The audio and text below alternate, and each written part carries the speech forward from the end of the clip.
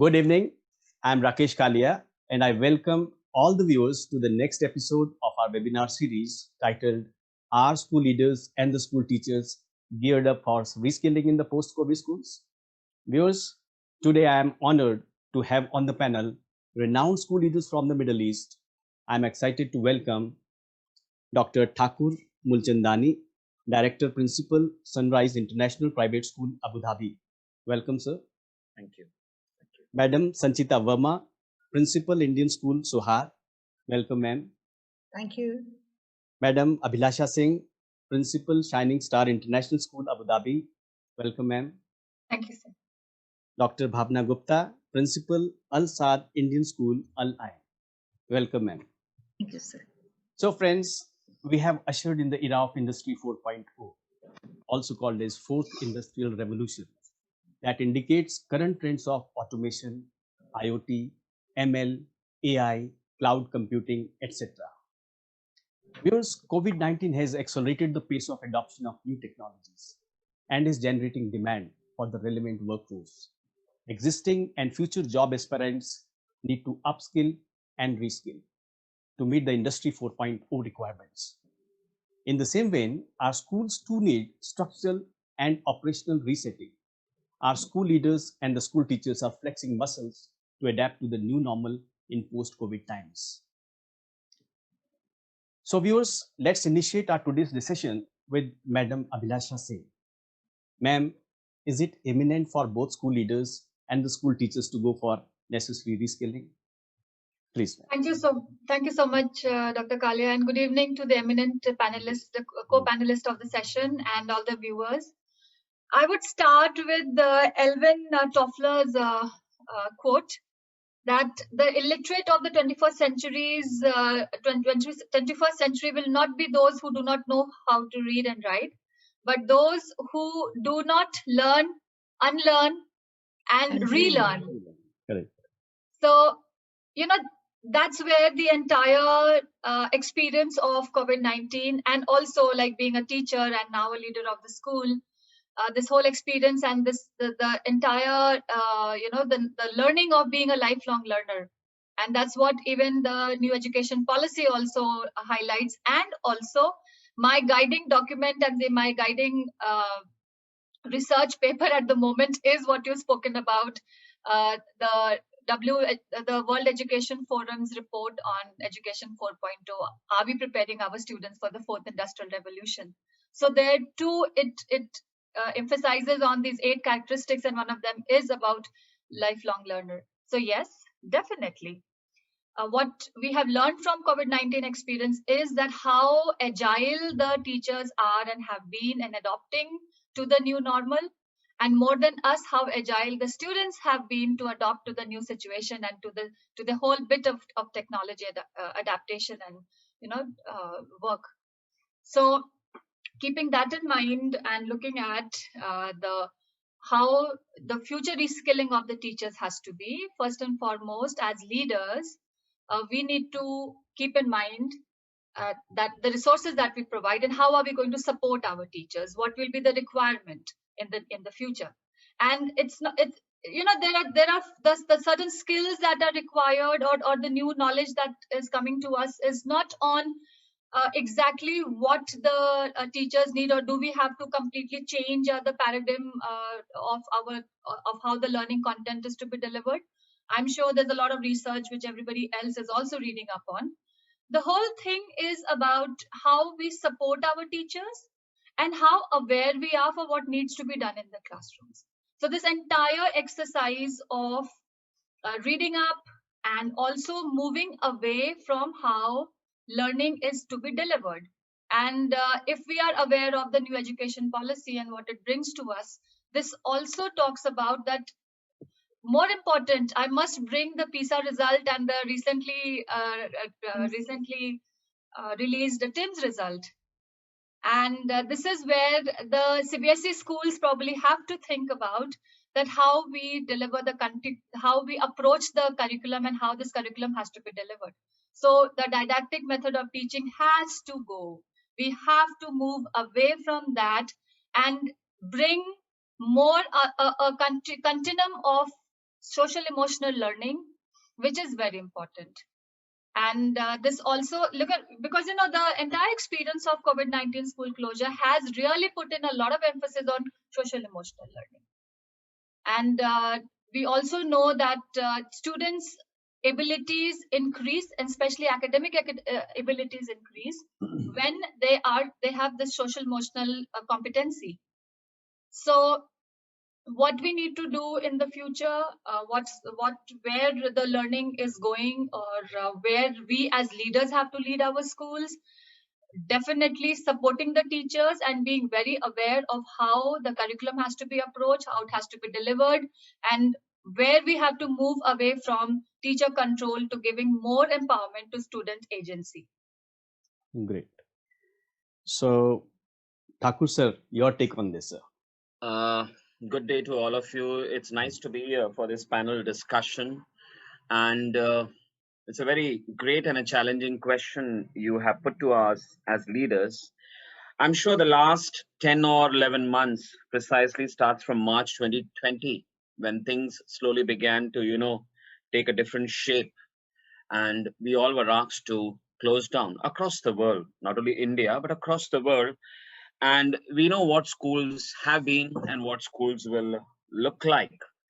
But as leaders, which we all have been practicing all over the world in the thousands and thousands of schools, innovation and flexibility is one thing which I think this crisis has really taught us. It has been one of the most challenging and one of the most pivotal year in the history of human mankind. I think there are 6 factors which I look at, which we need to look at more seriously because of this pandemic, which we are seeing for the last 11 months or so. The decision making framework in all the institutions has to change.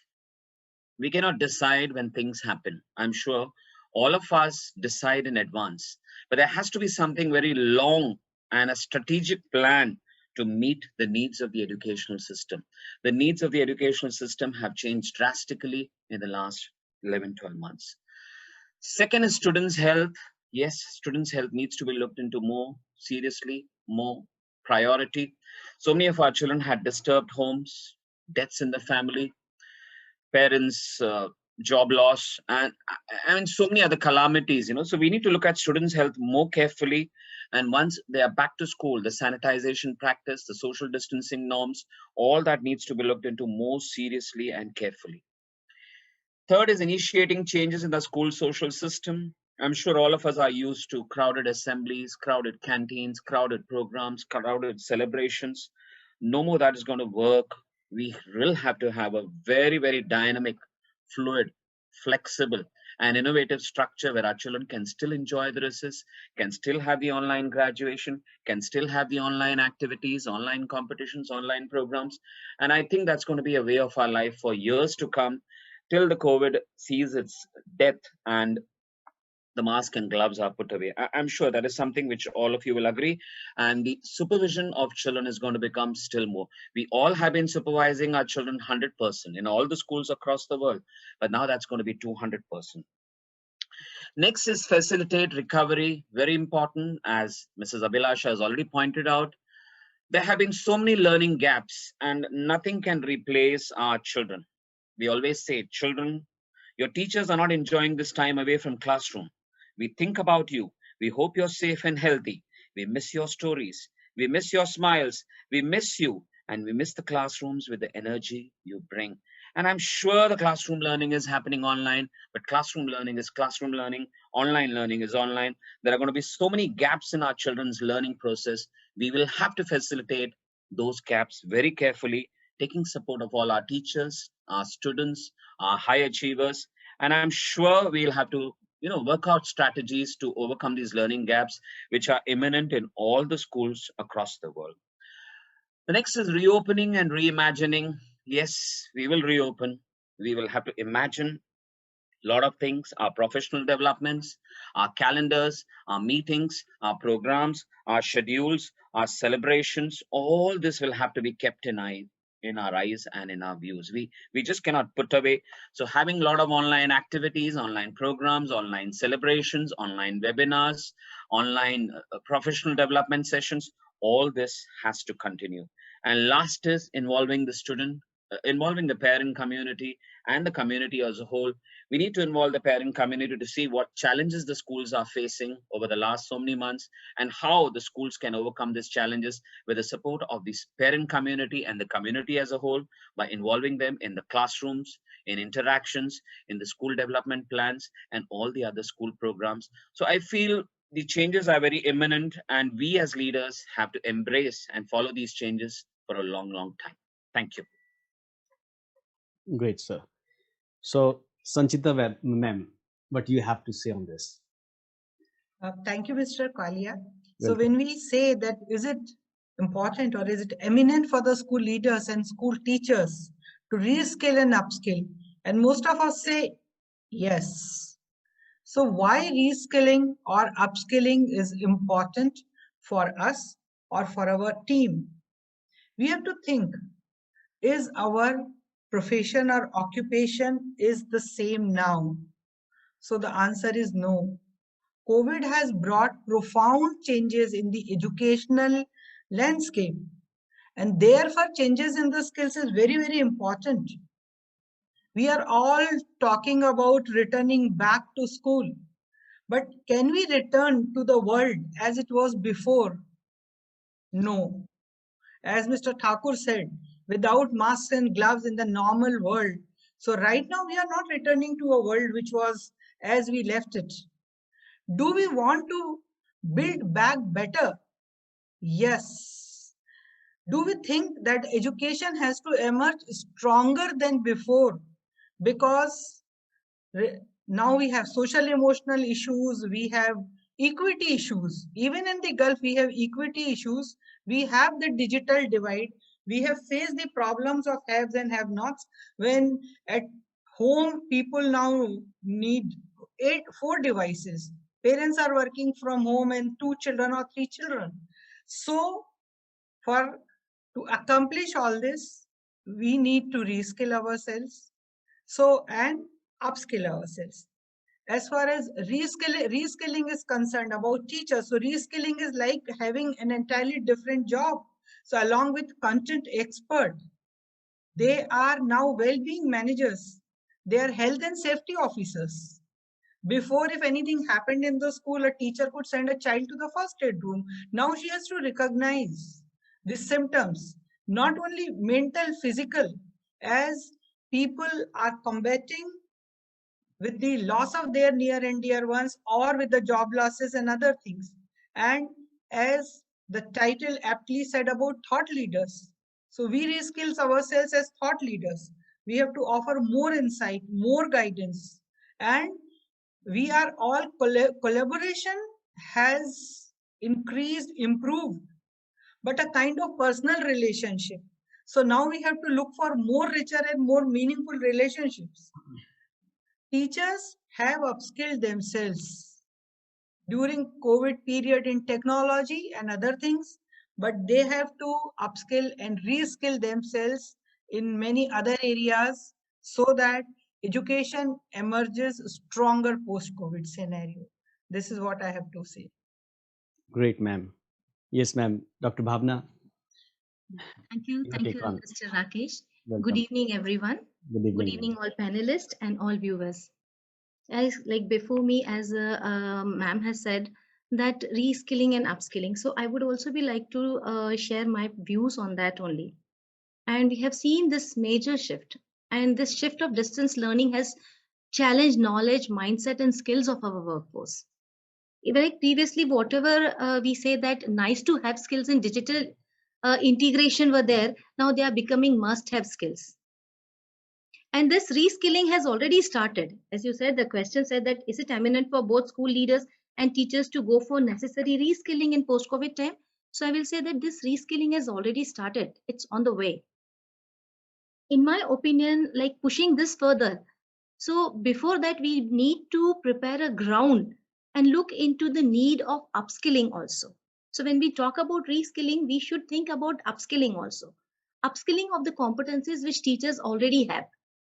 Like let's just take small example. Teachers, they are very well aware of classroom management.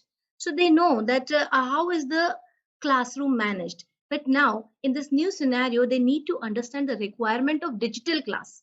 They need to understand the use of camera, chat, screen, monitoring, everything they need to learn.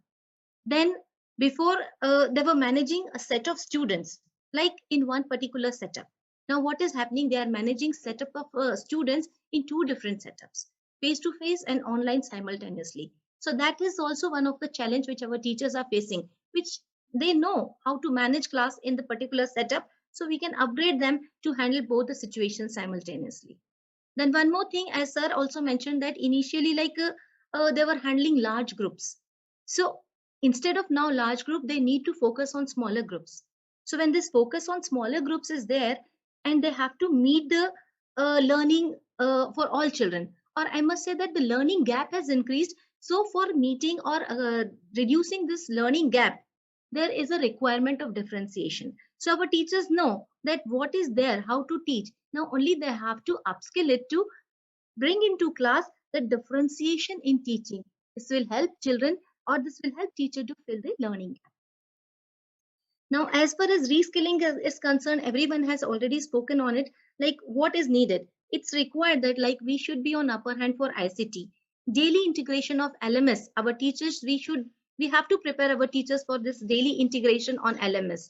So that should be prepared. Digital assessment we have to prepare our teacher for. And we need to train our teachers for using various softwares for digital learning.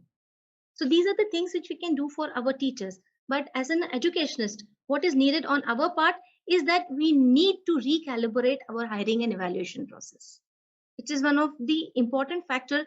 Our teachers, what we are having, we can upscale them. But new teachers, when we are hiring, we need to see that what is that we need, what is the present system's requirement. Based on that, we need to have our teachers in. And there should be alignment between teaching and evaluation process. And we have to support and revamp the expectations.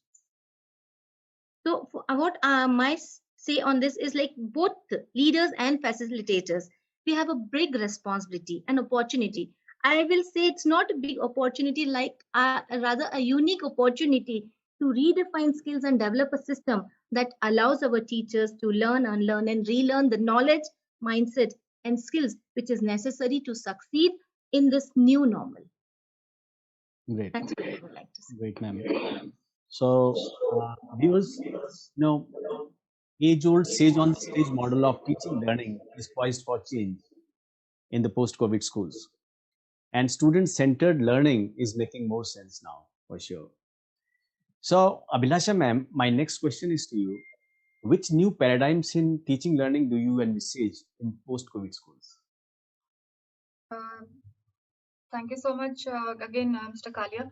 You know, I again look at this to my greatest learning in the COVID-19 school learning has been again the report of WF Education 4.0, and then looking at the national education policy and understanding that there is now requirement of a shift on how the learning curriculum has to be delivered. So therefore, the curriculum has to be, the learning content has to be more inclusive. There has to be an element, or rather a big focus on personalized learning. And like I said before, that the learning has to be kept where the children are motivated to learn, at an intrinsic motivation, and they're lifelong learner that doesn't stop at a particular a point. And like I said, and also a huge focus on problem-based and collaborative learning. Now, you know, when I say this, I also understand that going to the first question, because this is all interlinked, that how do we prepare our teachers to relearn and unlearn and then relearn what is required, because we are very used to that teacher-centered mode of teaching, where our teachers deliver, because curriculum by CBSE by nature is a very content driven curriculum. It's a content heavy curriculum. So therefore there's a lot of the teachers engage the students in that learning, where the understanding, knowledge, skills, and understanding of that large curriculum. So it leaves a very less scope for children to exhibit or extrapolate or rather explore avenues where they sort of explore where the potential or how they strengthen the potential. First of all, become aware of their own potential. So here I would like to mention that recent studies conducted by McKinsey institution has released or has presented that there's a big gap in what the students want and what the teachers focus on. So for teachers, the main skills that they focus on are the skills of numeracy, literacy, and critical thinking, whereas the students focus on digital skills, creativity, and relationship skills. And this is where the divide between or the the knowledge or awareness about the importance of social emotional learning starts getting rooted or anchored, as I would say.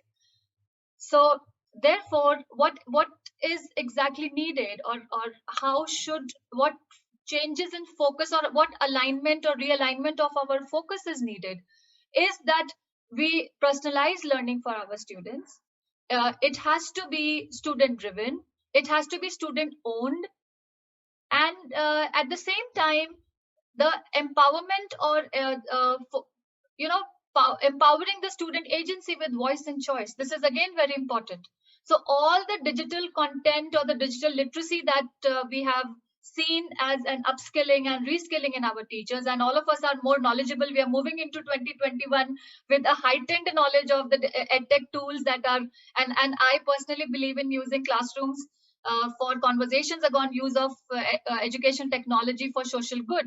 So our SDGs become very important to converse on. So therefore, the curriculum, embedding the SDGs in the curriculum is important.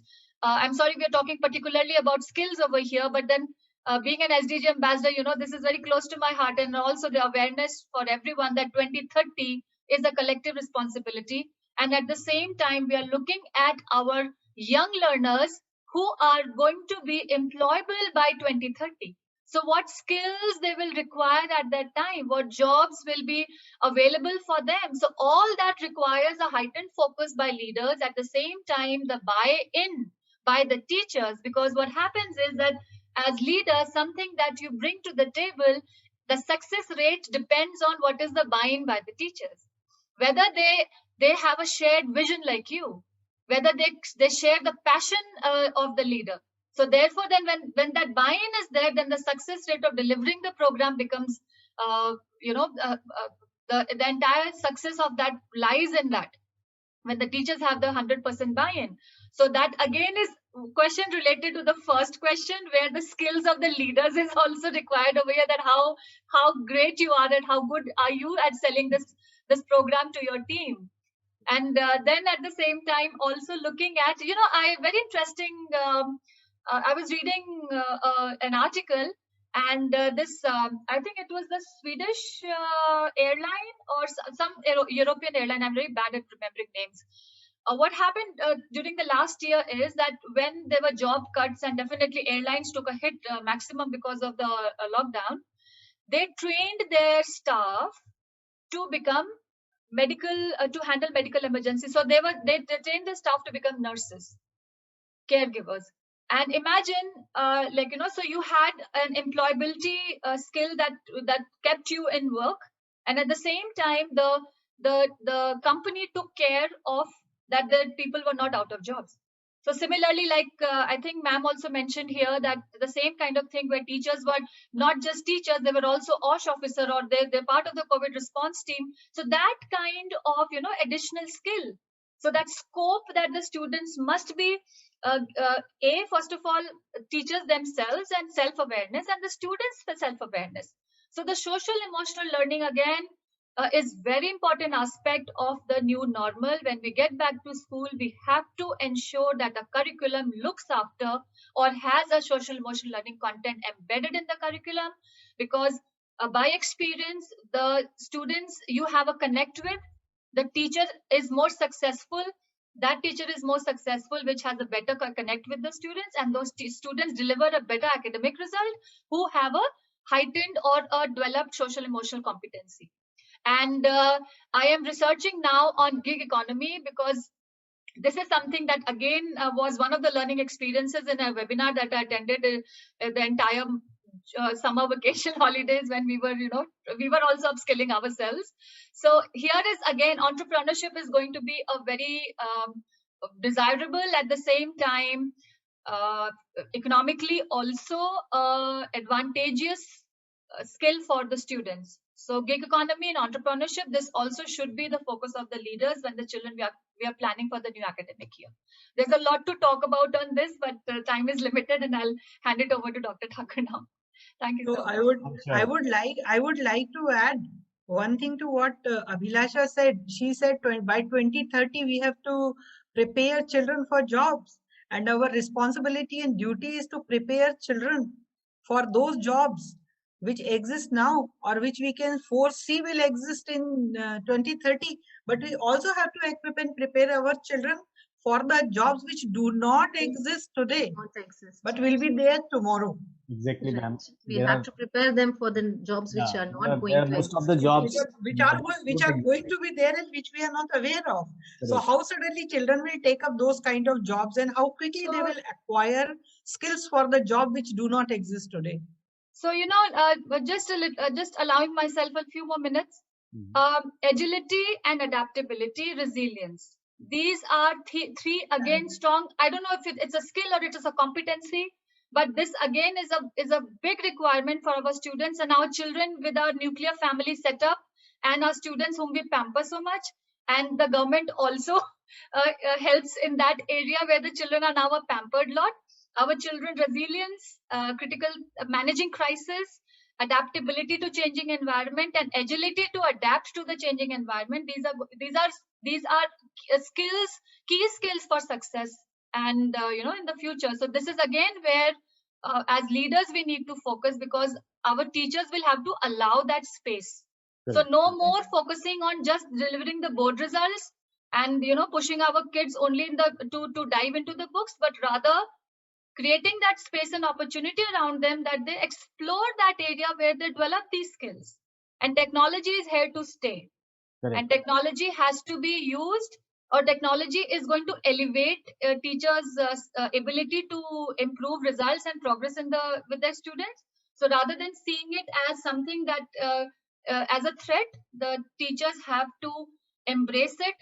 And as leaders, we too have to embrace and see that how technology can be used to elevate our students' progress in the schools.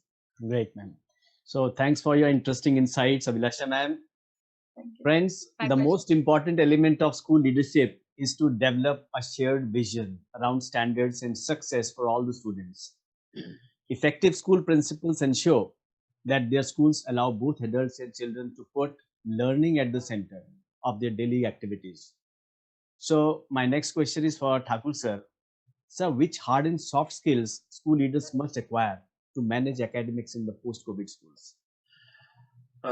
Good day again to everyone. Nice to be on this panel discussion. I have enlisted almost 8 to 9 factors after, thinking of it very carefully. One of the most major, I'm putting both the soft and hard skills together in my talk, is teamwork and communication skills, which is very, very important. We all work in teams of our leadership teams, our head of the departments, our teachers, not forgetting our student and parent teams in the school and the community. So we all need to work collectively in our teams, and the communication across the school, whether it is to the teachers or the parents or the students or the community or to the board of governors, has to be the same. And mine is a email culture school where everything happens by email.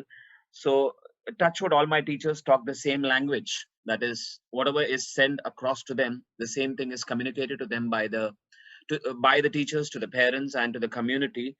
So this becomes a very, very important skill, according to me, where we collaborate, where we interact, and we, inform our school programs and activities. And I'm sure all my other 3 colleagues will agree, the communication which we have done this year has been far more, 100 times more than what we must have done in our 20, 25 or 30 years of career as teachers or vice principals or principals. Second is emotional intelligence skills. Very, very important. We need to give a listening ear to each and every staff member, to each and every student, to each and every teacher. All have been through turbulent times. Some have suffered the disease. Some have had losses, emotional losses, death of some members in the family, financial losses. So we need to help our students, our teachers, and community navigate through these times very, very carefully. I mean, we lost one of our teachers in the month of May. It was something where my teachers were taken aback, but we really pulled them up with a lot of well-being programs, well-being activities, and lots more. Because it was our duty otherwise also. And but that was one of the most challenging times when I myself was down with COVID for 2 months, and 15th day of me being into COVID, and we lost one of our teachers. I can say very unfortunately, and it was something which we are reckoning with even today. So emotional intelligence is very important. Technology skills, I'm sure you all agree with that. Our teachers have good technological skills, but they need to be updated of the new versions of technology, whether it's Microsoft Team or Zoom or Google Form or whatever platforms we are using for our teaching learning. And these skills need to be updated, need to be acquired, and you must be abreast of all the changes which are happening in the technological world. Digital encoding skills, very, very important. If we are not having digital encoding skills, I'm sure it's going to be tough to survive in the years to come. No doubt our children are going to return back to schools, but the online learning will go on for years and years to come, looking at the situations. And when you look at digital skills, they are countless, countless. The fifth, and something which I feel is one of the most significant and crucial, adaptability in a VUCA world. VUCA is VUCA, volatile, uncertain, complex, and ambiguous world. This lockdown and this COVID has brought up so many changes which we were not sure of. They were so volatile, they were so uncertain, they were so complex and so ambiguous, and therefore these skills need to be learned again and again, and we have to stay abreast of the job changes, the market changes, and I'm sure each and every one of us will agree to this very vividly. Next is creativity and innovation skills. We as leaders, we as team managers need to be, updated with all these creative and innovative skills. At the same time, we expect our teachers, our students, our parents, and community, to help us in floating through all the programs and development plans which we impart in our school. Data literacy skills, very, very important. That needs to be for all of us, not only our teachers, but all of us. And these data literacy skills are nothing but getting solutions for the problems. There have been so many problems we have come across with our online learning, face-to-face learning in the last 8 to 10 months. We need to come up with solutions, and those solutions which are viable and lifelong. And last is critical thinking skills. Critical thinking is something which is one of the 21st century skill. We never knew that 2020 is going to be see so much of critical thinking skill, where we have to think different, we have to think new, we have to think innovative, we have to think something dynamic, something flexible, something out of the box, so that we arrive at the problems which all of us may have been facing. Problems in academics, non-academics, problems with some of our teachers, with our children, with the online learning, with the schooling structure, with the staffing structure, and the ever-changing world. So according to me, these are the 8 skills, soft and hard skills, which we definitely need to acquire so that we move on with the rapid changing times in the, I don't say the post-COVID world. I'm still saying it's a COVID world, because we have not seen the end of COVID. No doubt all economies have been, imparting vaccine and a lot of other programs, but we have to be with these skills, I think, for a lifelong to come. And let's pray that COVID ends and there is a smile and a cheer on all our faces. Thank you. Thank you. Thank you. Very well said, sir. So viewers, see, 178 countries were forced to close down schools due to COVID-19 pandemic, as we know, and over 1.2 billion students were out of brick and mortar classrooms. The outcome was rise of remote learning, as we know, thereby changing the way education is imparted and received. Friends, a school teacher's role from just being a supervisor, monitoring the students' classroom performances has to change to the post-COVID sessions, classrooms. So Sanchita ma'am, my next question is for you. Please suggest a playlist of hard and soft skills for the school teachers to enhance student learning. Thank you, sir. See, when we talk about hard skills and soft skills and a playlist of skills which are needed in the post-COVID era or in the new era, in the post-crisis world, and we talk about teachers' competencies. So some of the teachers' competencies have remained the same, whereas some of the teachers' competencies had to change. For example, I will take it from Thakur sir. So Thakur sir, when he was mentioning about the skills, first thing he mentioned about communication, and he said the way we communicated. So we have to acknowledge that with profound change, the communication also changed, and then how this communication is going to change in a hybrid model, in blended learning model, and in the model which we still do not know what we have to offer to the students. So, and when we are uh, attending, we are online, it is virtual conference and it is multimedia presentation or whatever, this requires new skills in communication. Virtual conferences, video presentations, video calls, all these require and a new digital body language. What body language is required, because body language also is a skill. So this now we all should have a new digital body language skill. When sir is talking about critical thinking, so I would take it on creativity. Creativity is very important. It's very important for next era of work. Now, during this turbulent and predictable times, people have come up with creative ideas and innovative ideas. So creative thinking is also very important for ideas, for innovations, and for strategizing. Now, another skilling, when we say upskilling, so enthusiasm or passion for upskilling. One has to understand that if somebody wants to, we have to remain close to the current trends and adapt to rapid change, because things changed overnight. We all take planned decisions, informed decisions, but now to take sudden decisions. So while if enthusiasm for upskilling will come only if teachers and leaders are self-aware. So another important soft skill is to be self-aware. If you are self-aware, the self-awareness and upskilling or enthusiasm or passion goes hand in hand. You will have it only if you know that what are the gaps and how we have to fill those gaps. We have always, Abhilasha has already talked about social emotional learning. So emotional quotient or emotional intelligence, a very high level of EQ is imperative. Unfortunately, we have shown the EQ, but we do not know about uncertain future, and probably we are bound to be facing more trying situations in future.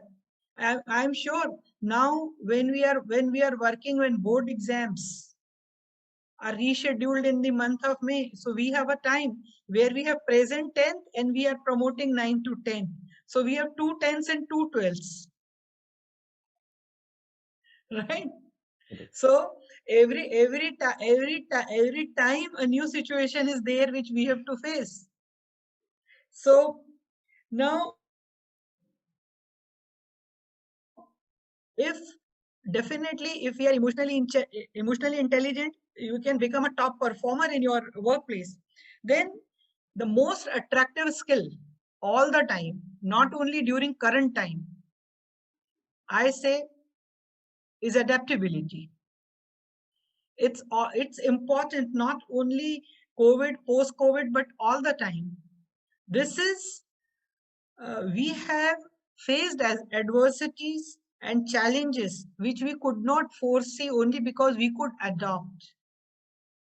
And adaptability gives us, with adaptability, we can move out of our comfort zone.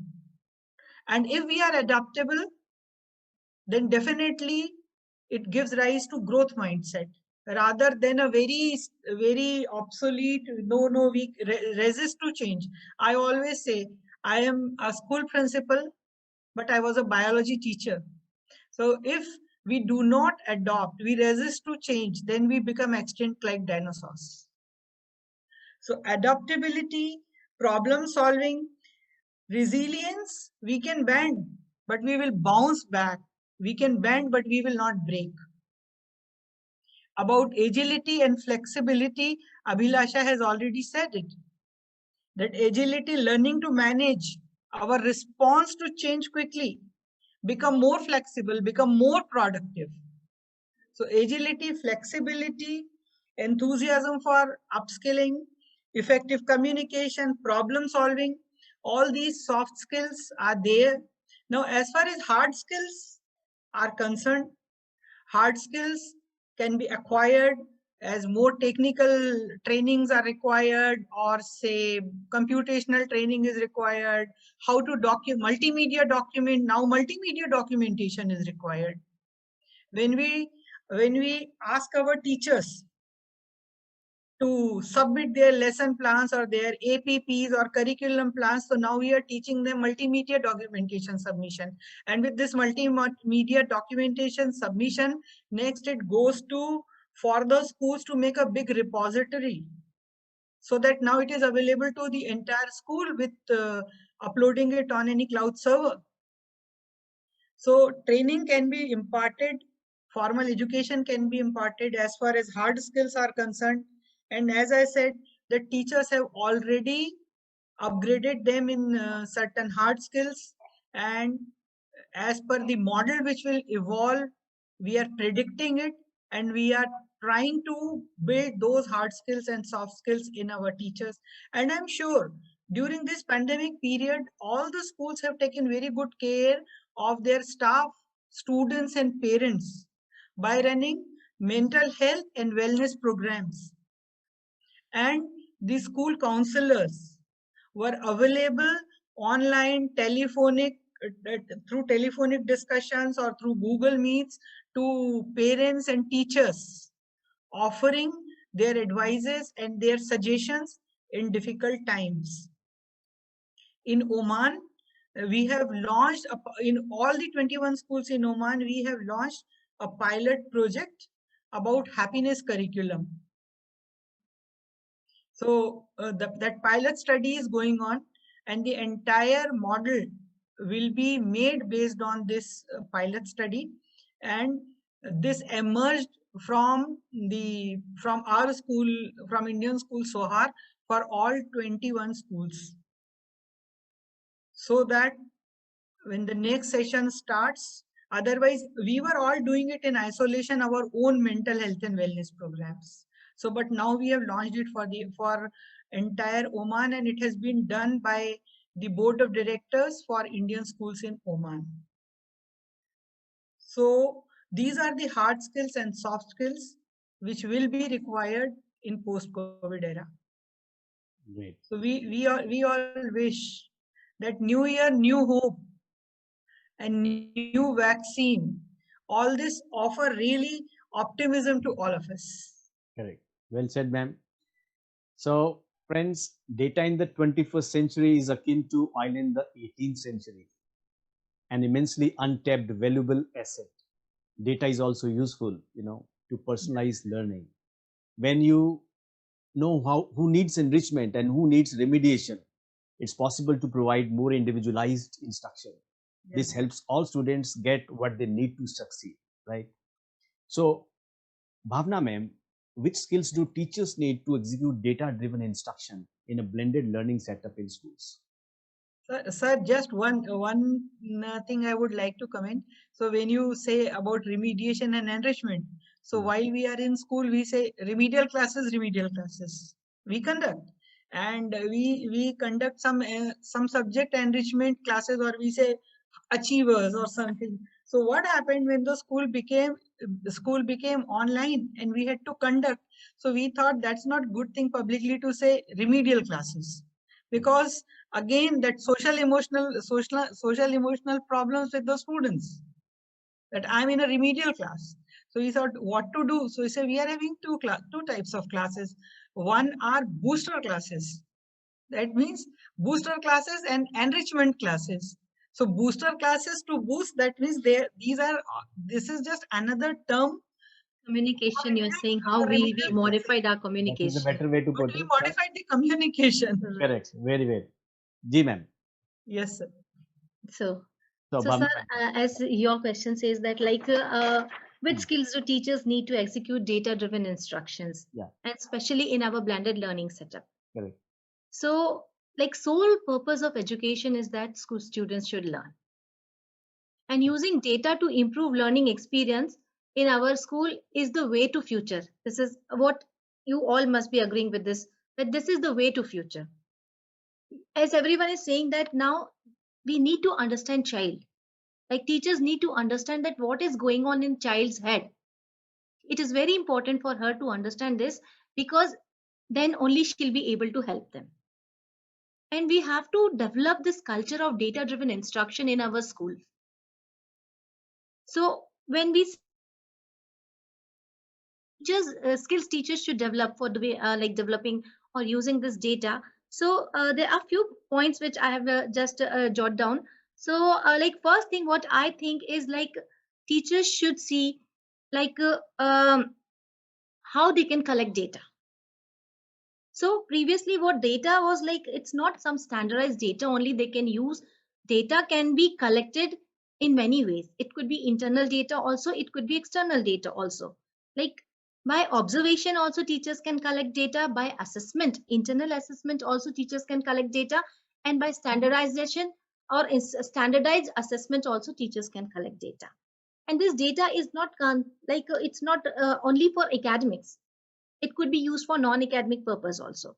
This data could be used, as everyone is talking about, that we have to develop 21st century skills among students. So we can use this data for social development also, non-academic development also, for developing all 21st century skills also we can use this data for. Now, when the data is collected, then we have to train our teachers that how are they going to analyze this data. And analysis of this data to visualize where the problem is and to find out how to resolve this. As we are saying, I will just give 2-3 examples. When we are teaching in a class, when teachers are planning their lessons, they are planning closure or plenary is there. So when you are doing recapitulation in the class, you ask some questions or you give them the assessment sheet. Now, simple thing is just you see how many percentage of students have answered that particular questions or a set of questions. This will help you to understand that whatever topic is being taught, whether it is being understood by children or not. Now, second example is a question-wise analysis. So when we are doing question-wise analysis, we could see that yes, this particular question is not answered by most of the student or few students. This gives you an idea that whether this particular topic is well understood by children or not. Now, third example is when you are teaching at children, when you are in a class, you know what kind of a learners are sitting in your class. Some can be visual learners, some can be auditory learner, and some can be kinesthetic learner. This is a data for you. You need to plan your lesson based on the requirement of your class. So there is a requirement of teachers to develop this skill of analyzing this particular data. And for developing this particular skill, they have to figure out why, how, and what. And for this, a little knowledge of, say, statistics is needed for teachers to develop. We need to train them in the statistical knowledge. We need to train them to visualize the problem. And at the same time, we need to train them to find out the solution to the problem. Now, action. When the data is there, you have done the visualization also. It is your responsibility to take corrective measures on it. And as everybody is saying, sometimes it is remedial classes or sometimes it is subject enrichment classes. And you can use it everywhere. Here, again, collaboration is needed. So when data is there, data is not only about academics. Now, it is about behavior also of the child. It could be about the social or emotional well-being of the child. There are n number of data. So you need a collaboration of a team. Here, all teachers, not only teachers, school staff and principal, everybody has to work collaboratively to help that child overcome that particular problem, or to support that teacher, or the other teachers should support that teacher to help the child or help the set of students to overcome that particular problem. So collaboration is also very much needed. So, and this all cannot be done in all together. That if you are going to start it in one stretch, it's going to be very daunting. So we need to do it like slowly. It could be done in a scale, or we need to scale our efforts gradually. So gradually we can do it. You can start it just from one particular class in your school, and gradually you can move on. So it is like when you are using this particular data, teachers have to be mentally prepared for using this particular data, and they should never always depend on this data from the external source only. So it is they themselves can also generate this particular data, which can help them to improve the classroom, improve the setting, improve the quality of teaching happening, and improve the kind of a support is required by a child. So then only we can say that our focus is not only the child should learn, but learn with the holistic development. So we can then only will be able to cater the need of holistic development of child. Then one more thing is here that data, when you are talking about data, so it is not only the responsibility of the teacher only. You can involve students also into it. Like how you can involve students, because when you are focusing something, when you are visualizing something, let children also be part of your visualization. Let them also be part of it. This can be also done by involving student in a way, like you just say what was your how many activities you took part in this month. Next month, what is your target? And then what is your score in this particular test? What is going to be your target? So gradually this child will also develop the habit of doing it in the base of a analysis. The data which is there, child will be able to use that particular data, and so when children are also involved in the process, results will be more fruitful. So it's not only one sided work, it's not only teacher who's pressurizing or who's pestering on something. Children's involvement will also be there in that, and it will be more fruitful. So this is what is my view on how data can be used, and why it is the necessity in schools or education in coming time. Great. So that's wonderful. Thanks, Dr. Mulchandani, Abhilasha ma'am, Sanchita ma'am, and Dr. Bhavna for all your thoughtful remarks in today's webinar. Viewers, advent of Industry 4.0 and need for 21st century skills among learners has been accelerated due to COVID-19 pandemic. The future ahead seems to be uncertain, but as educators, we have a unique vantage point of knowing what skills students need once they get there. On that note, I again thank all the respected panelists on sparing their precious time. Thank you very much again, and good evening to all. Thank you. Thank you. Thank you. Thank you so Thank much you for so inviting thank us. you so much, Thank you Mr. for giving Kalia, us this for opportunity. Thank you, ma'am. inviting Thanks us for over catching. and giving us this opportunity. Thank you, ma'am. Same here. Thank you very much. Bye.